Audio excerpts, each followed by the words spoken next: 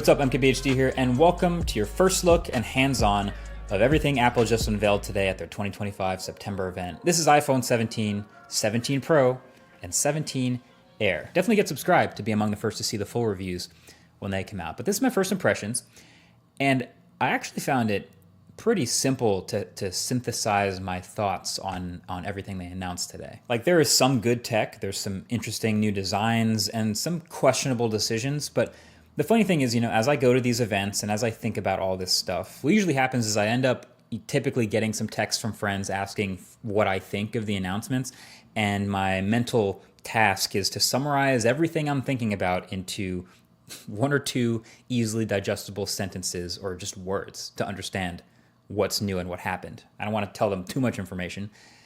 And so that's what I'm going to give you about each of the things Apple announced today. I'm going to give you my super compressed version of what I saw. So let's just start with the iPhone 17, right? The base new iPhones. My ultra simple summary for the iPhone 17 would be, hey, it got ProMotion and a better selfie camera, and the rest is mostly the same. So the design is mostly unchanged other than the new colors, same screen sizes, same dimensions, same camera bump, same buttons and camera control, which they barely talked about.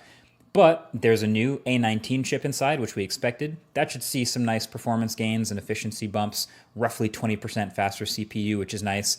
And battery life should be a few beats longer. And the display is brighter too, getting up to 3000 nits. But this is the first time we are seeing a Pro-branded feature on a non-Pro iPhone, because every new iPhone across the range now has ProMotion. And it's the same ProMotion too. It's the adaptive 1 to 120 hertz. Doesn't seem to be handicapped at all. It's funny, we always used to have that, regular people don't care about 120 hertz argument, but now here it is on the new base iPhones. So, hey, sounds great to me. This makes the base iPhones much more usable, and so does the new base storage of 256 gigs. So those are welcome upgrades. But the other new thing was the selfie camera. And it was funny, the keynote was pretty chill up until the point where they started to talk about this, and it was actually the loudest applause, and it was really tempting to make fun of it. But I actually do think this is really clever, because all these new iPhones have this massively upgraded selfie camera system. They're calling it Center Stage, but I actually think that kind of does a disservice, because the actual center stage on their laptops and stuff is kind of annoying. But what's happening is with these phones, they all have a larger 24 megapixel square selfie camera sensor. And so then when you go to take a selfie, the phone can take a regular vertical selfie, or can manually or even automatically take a horizontal selfie without you having to rotate the phone. And honestly, this might be genius. Like, the default for most people is obviously to take a vertical selfie now. It just fits on the phone. You're probably viewing it on the phone. But if you go to take a horizontal selfie to fit more people, suddenly the camera lens is off to the side and it's a little bit less natural looking. So now, since the selfie camera is larger and a square, it can literally just crop an 18 megapixel selfie in portrait or landscape, and for videos or photos. I think it's great. It's very useful. It might be the biggest upgrade to the iPhone 17. So then there's the iPhone 17 Pro.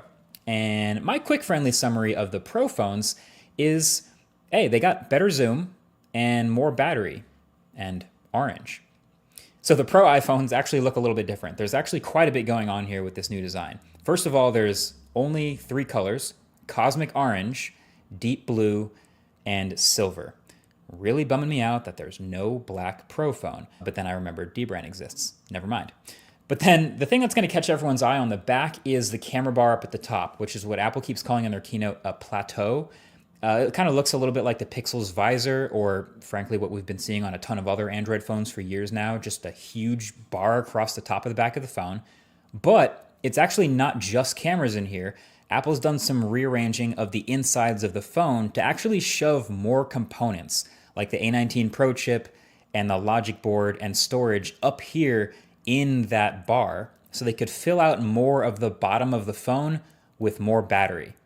And that approach is going to make even more sense in a little bit. But my first reaction to that is, oh yeah, great. That sounds like these Pro phones might actually come with a real substantial battery upgrade from last year, which is again very welcome. Now you might also notice some other little things like the millimeter wave antenna at the top of the phone and the ring around that plateau actually also being an antenna. But then the other new design element is that they actually switched back